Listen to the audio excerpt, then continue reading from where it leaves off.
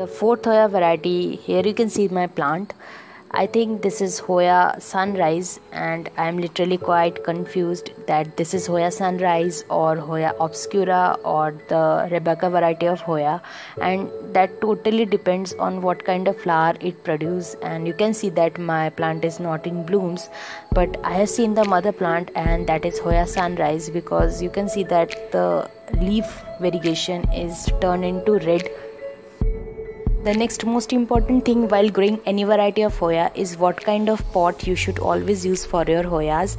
So most of my Hoyas are mostly in the plastic containers, which is hanging basket plant, which I usually got from the nurseries, and the other Hoyas that I got are in the small plastic containers, and also some are in terracotta pots, and most of the plants are really doing well.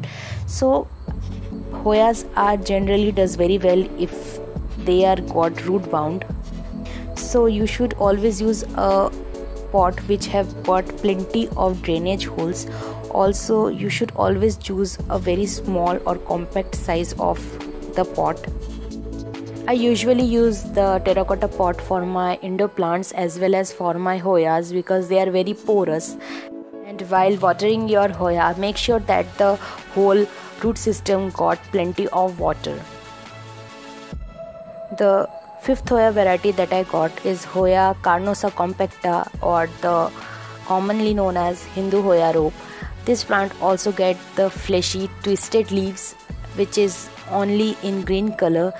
Hoya compacta carnosa are very slow growing plant, and they have got very fleshy leaves, so they will does very well if you give that plant bright and direct sunlight or direct sunlight.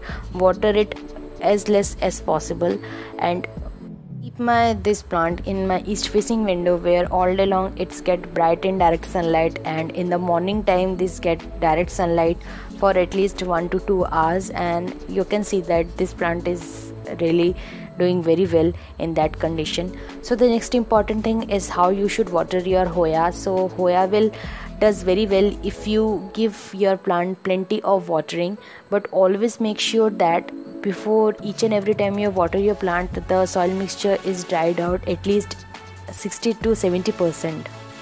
So how you should water your Hoya is totally depend where you put your Hoya. If your Hoya is in area where your Hoya get bright and direct sunlight, and there the soil mixture is tends to get very dried out more often, so you should water it more, and vice versa.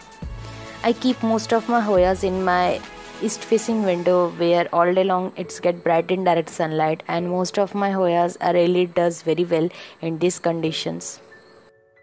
The sixth variety of Hoya, or the second last variety of Hoya that I got, is Hoya Iligorium, and you can see that the leaves are very green in color and very shiny also, and they have got a waxy kind of surface underneath the leaves, and the leaves are very succulent types. That's why this plant really thrive if you give this plant very little of watering and more of sunlight.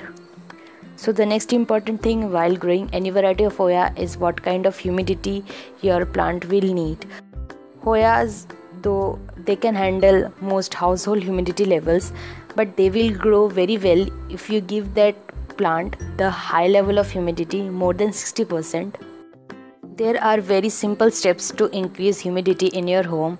Simply you can mist your plant time to time, at least 2 to 3 times in a day, especially in this summer season. And also you can group your plant together in one space. And the next thing that you can do for your Hoyas for increasing the level of humidity is that you can simply use a humidifier or a pebble tray with water. Last variety of Hoya that I got is Hoya pachyclada. You can see my plant.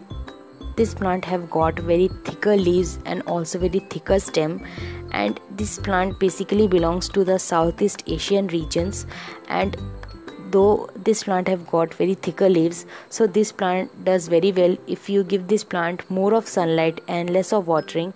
And if you overwater this plant, then you can see that your plant will die because of root rot. In talking about how you should fertilize your plant, so Hoyas are very low feeder of any kind of fertilizer.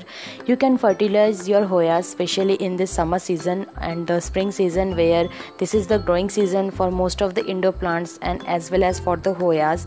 So you can bi-weekly basis or monthly basis you can give your Hoya the synthetic or any variety of organic fertilizer weekly basis. Especially in this growing season of spring and summer, I use NPK for my plant and I give monthly basis the NPK to my plants. And when you see that your plant is about to bloom, then make sure to give this plant a bloom booster which have got the higher level of phosphorus in that. The last thing that is very important while growing your Hoya is pest problem. So Hoyas are fairly very resistant to any varieties of pest, but mealybugs can be found on the leaves, and aphids can be commonly found nearby the flower or particularly the growing tips of the leaf. So you can use the neem oil for removing of the pest. Also you can use the sharp sprayer to remove the bugs from the plant. Soon I will back with another video like this. Until then you can follow me on the Instagram. I will give the link in the description box. Hope you like this video. If you do, please don't forget to hit the like button, and if you haven't subscribed to my channel, please do subscribe to my channel. Thanks for watching.